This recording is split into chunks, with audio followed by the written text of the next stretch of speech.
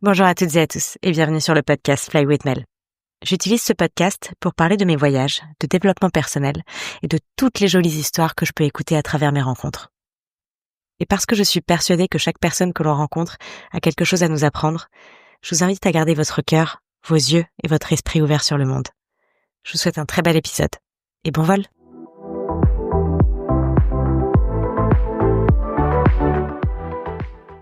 Bonjour à toutes et à tous, ça fait longtemps que j'avais pas enregistré un podcast solo et je me suis dit que j'avais vraiment envie de reprendre et d'essayer de vous apporter un petit peu plus d'inspiration ici. Donc je vais refaire un petit peu plus d'épisodes en solitaire en espérant que ça va pouvoir vous faire du bien. Tous les épisodes que je vais faire, je les inspire, ils sont inspirés de mes coachings, ils sont inspirés des gens que je rencontre tous les jours et ils sont aussi inspirés de mon histoire personnelle avec une bienveillance énorme et l'envie d'apporter plus et de vous impacter positivement. Donc j'espère que ça vous plaira. Aujourd'hui, j'ai envie de parler d'un sujet qui touche tout le monde, qui m'a touché moi-même énormément, qui me touche encore et qui touche énormément de gens autour de moi, notamment en coaching.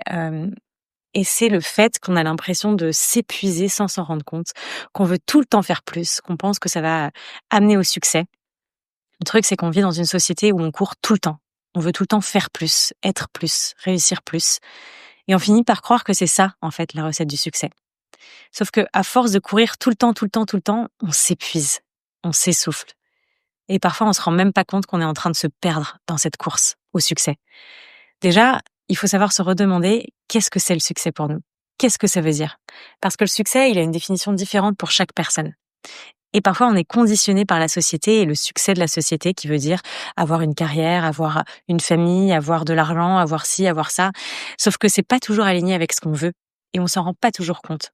Et quand on court vers quelque chose qui n'est pas aligné avec ce qu'on veut vraiment au fond de soi, et ben en fait, on court vers un mur. On veut tout le temps cocher toutes les cases, on veut atteindre tous les objectifs en pensant qu'un jour, quand ce sera fait, on se sentira enfin bien. Sauf que si c'est pas aligné avec soi, on se sentira jamais bien.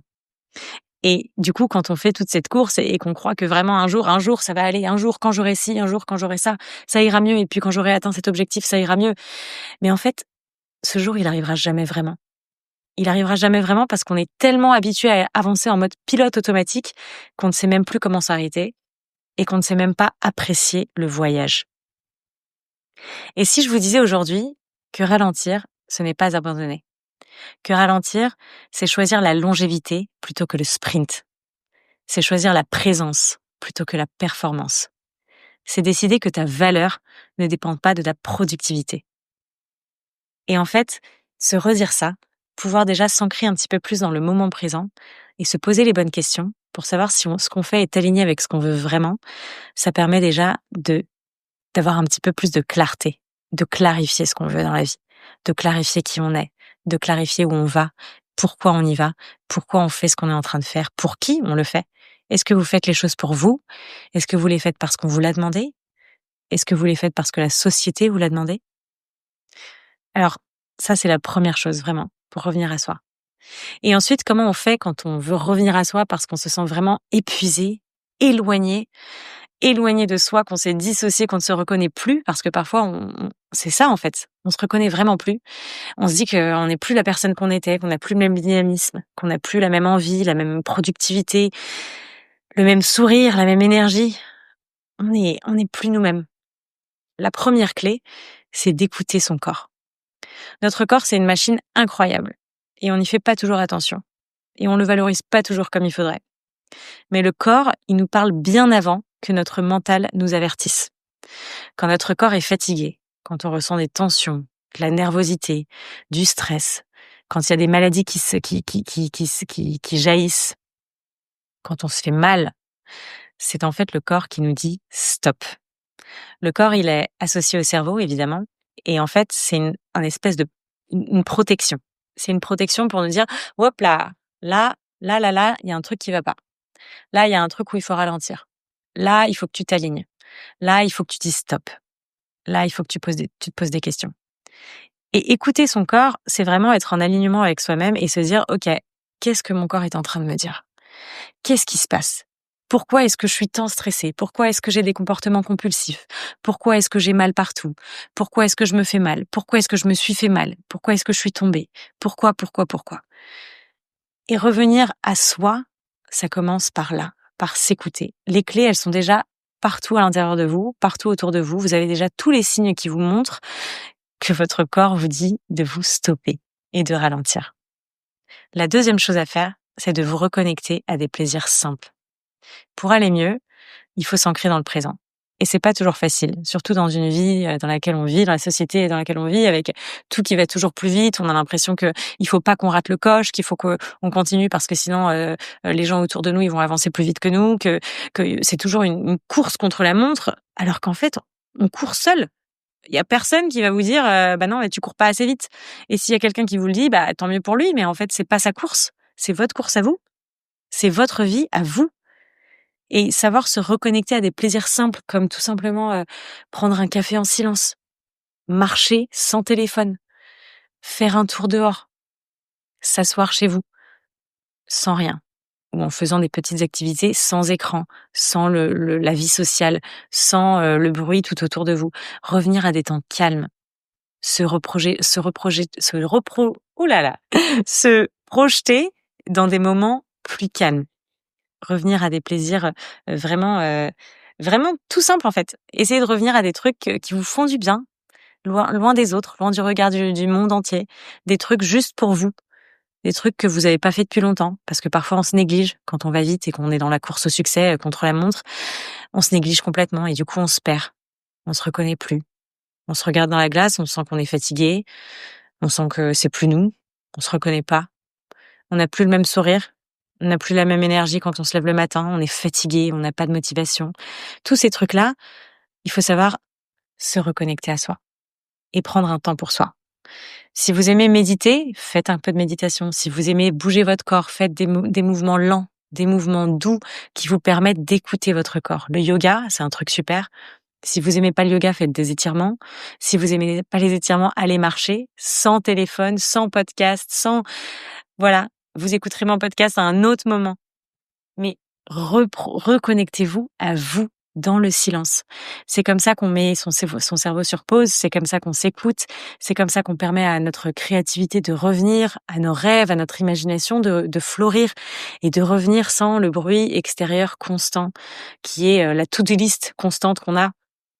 Les trucs qu'il faut absolument qu'on accomplisse parce que on n'a pas le temps, parce qu'on n'a pas le temps, parce qu'on n'a pas le temps. Non. La priorité aujourd'hui, c'est vous. Parce qu'en fait, à courir toujours plus, comme je l'ai dit tout à l'heure, on fonce dans le mur. Si on ne s'arrête pas quand le corps nous demande de vous nous arrêter. Donc si aujourd'hui, vous êtes tombé sur ce podcast, c'est certainement parce que vous avez un trop-plein. Et quand on a un trop-plein, il faut savoir poser pour que ça puisse se vider un petit peu et revenir à l'essentiel. Donc reconnectez-vous à des petits plaisirs simples. Et parfois, ça peut aussi être simplement profiter des siens, profiter de l'amour qu'on a autour de soi. Parce que, encore une fois, quand on court contre la montre, parfois on oublie les relations fortes qu'on a autour de nous. On perd des amis, on perd du monde, on prend des distances avec notre famille, avec les gens qui sont proches, avec les gens qui sont très importants pour nous. Mais ça, c'est plus important que d'avoir le succès escompté. C'est plus important d'avoir tout ça.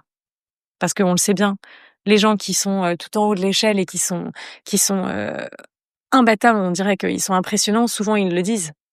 Ils ont parfois été tellement happés par leur course qu'ils en ont oublié les gens autour d'eux. Et du coup, ils sont tout en haut de l'échelle avec leur succès, mais ils sont seuls. Est-ce que c'est vraiment ça que vous voulez? Est-ce que c'est vraiment oublier le monde qui est autour de vous? Et la troisième clé, pour reprendre soin un petit peu de vous, c'est de définir votre propre rythme. Le succès ne se mesure pas à la vitesse, mais à l'alignement. Alors, c'est se poser des questions pour vous demander, est-ce que ce que vous faites, ça vous nourrit vraiment? Est-ce que ça vous fait vraiment du bien? Est-ce que ça vous donne de l'énergie ou est-ce que vous êtes drainé? Est-ce que ça vous épuise? Est-ce qu'il y a des choses qui peuvent ralentir? Est-ce qu'il y a des priorités à remettre en place? Toutes ces choses-là, ça peut vous permettre de redéfinir votre rythme à vous et de prendre conscience que cette course, elle n'appartient qu'à vous, que vous avez le pouvoir de dire je ralentis, que tout ira bien, que vous n'allez pas rater un coche, que vous irez là où vous voulez aller et vous irez sur le plus long terme sans vous épuiser et avec la bonne énergie. Parce qu'aller trop vite, trop loin, sans la bonne énergie, ça ne apportera rien du tout de bénéfique. Ça n'apportera pas ce que vous voulez vraiment. Alors oui, vous allez cocher des cases, oui, il y a des choses qui seront faites, mais est-ce que vous serez vraiment rempli de l'intérieur, rempli de belles choses et d'énergie? Est-ce que vous serez vraiment fier de vous à la fin? Donc la conclusion de tout ça, c'est que finalement ralentir, c'est un acte de courage. C'est reprendre le pouvoir sur votre vie. Et si vous appreniez à vous arrêter un tout petit peu plus chaque jour, pas pour fuir, mais simplement pour mieux vivre et pour vous rappeler que vous n'avez rien à prouver à personne, mais juste à être. Si vous avez aimé cet épisode, n'hésitez pas à le partager avec quelqu'un qui aurait besoin d'entendre ces mots. Vous pouvez également me donner un énorme coup de pouce en vous abonnant à ma chaîne ou en laissant un commentaire sous ce podcast. Je suis super ouverte au retour et ça m'aide vraiment beaucoup d'avoir vos feedbacks. Ça me permettra d'améliorer cette chaîne et de faire grandir encore plus ce podcast au maximum. Et puis si vous avez envie d'en découvrir un petit peu plus sur mon travail, n'hésitez pas à suivre mon compte Instagram Fly with Mel. Et moi je vous dis à bientôt pour un nouvel épisode.